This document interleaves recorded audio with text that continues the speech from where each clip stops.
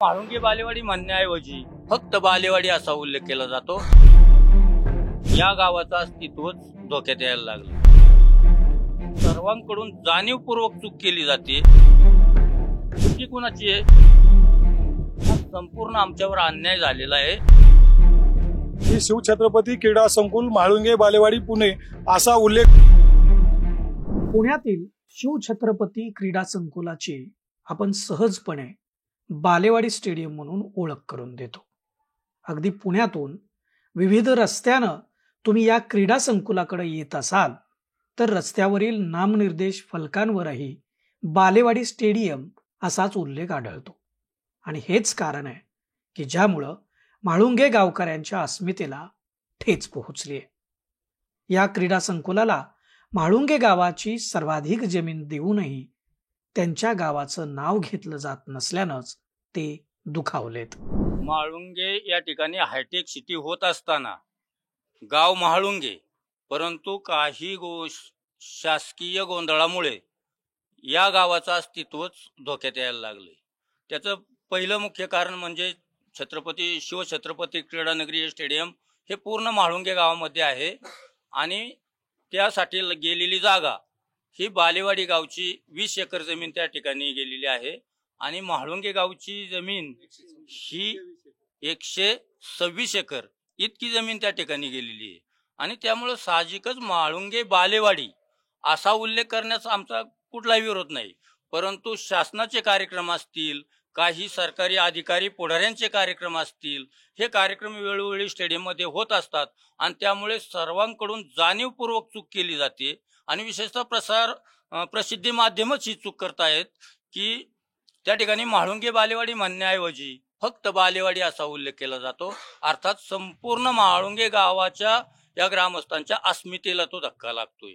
आणि तीच परिस्थिती आता म्हाळुंगे हायटेक सिटी त्या ठिकाणी म्हाळुंगे मान हायटेक सिटी असं केलंय। त्या ठिकाणी सुद्धा म्हाळुंगे हायटेक सिटी असा उल्लेख केला जातो, पहिलं मान जोडलं जातं आणि त्यामुळे देखील आमच्या गावच्या या अस्तित्वाला एक धक्का पोचलेला आहे। आणि साहजिक चुकी कुणाची आहे? शासनाची चुकी आहे। संपूर्ण लोगाव विमानतळापासून तर संपूर्ण शहरामध्ये जे दिशादर्शक फलक दिलेले आहेत त्या ठिकाणी प्रत्येक बोर्डवर बालेवाडी स्टेडियम असा उल्लेख केला जातो। साहजिक आम्ही त्यावेळी हे बोर्ड पाहतो त्यावेळेस आमच्या मनाला त्या ठिकाणी नक्कीच वेदना झाल्याशिवाय राहत नाहीत। आणि आम्हाला जर कोणी विचारलं की तुम्ही कुठले, तर म्हाळुंगे सांगायला आम्हालाच संकुचितपणा वाटतोय।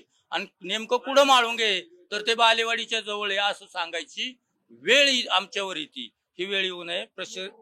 आणि विशेषतः या ठिकाणी आता मेट्रो महामार्ग सुद्धा म्हाळुंगेच्या हद्दीतून गेलेला आहे। तिथं मेट्रोचं स्टेशन झालंय, त्या स्टेशनला देखील आता बालेवाडी मेट्रो स्टेशन असा बोर्ड लावलाय।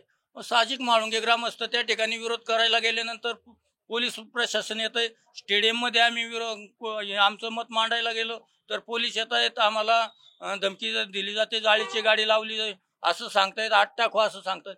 हा संपूर्ण आमच्यावर अन्याय झालेला आहे, अन्याय होतोय। त्या याच्यावर कुठेतरी शासनाने विचार करावा। सरकार दप्तरी क्रीडा संकुलाचं नाव शिवछत्रपती क्रीडा संकुल म्हाळुंगे बालेवाडी असंच आहे। या क्रीडा संकुलाचा उल्लेख करताना बालेवाडी गावाचा उल्लेख होण्यास म्हाळुंगे गावाचा विरोध नाही, परंतु म्हाळुंगे गावाचा उल्लेख होत नसल्यानं त्यांच्या तो अस्मितेचा प्रश्न बनल्याचं गावकऱ्यांचं म्हणणं आहे।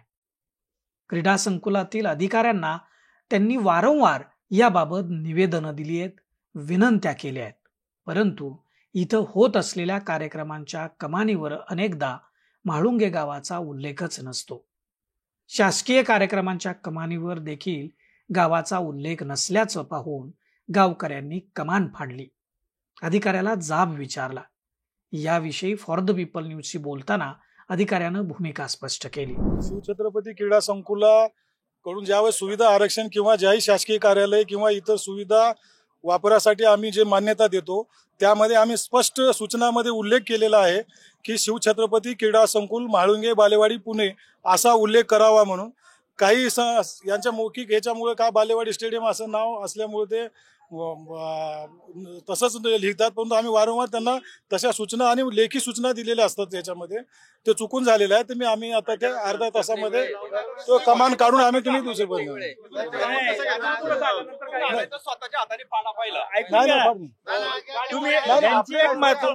साहेब तुमची एक महत्वाची टीप त्याच्यात परमिशन देताना द्या ना. ऐकून घ्या ना, अशी टीप द्या की जर फक्त बालेवाडी टाकल्यास कार्यक्रमाचे काय जो गोंधळ होईल त्याला आम्ही जबाबदार नाही.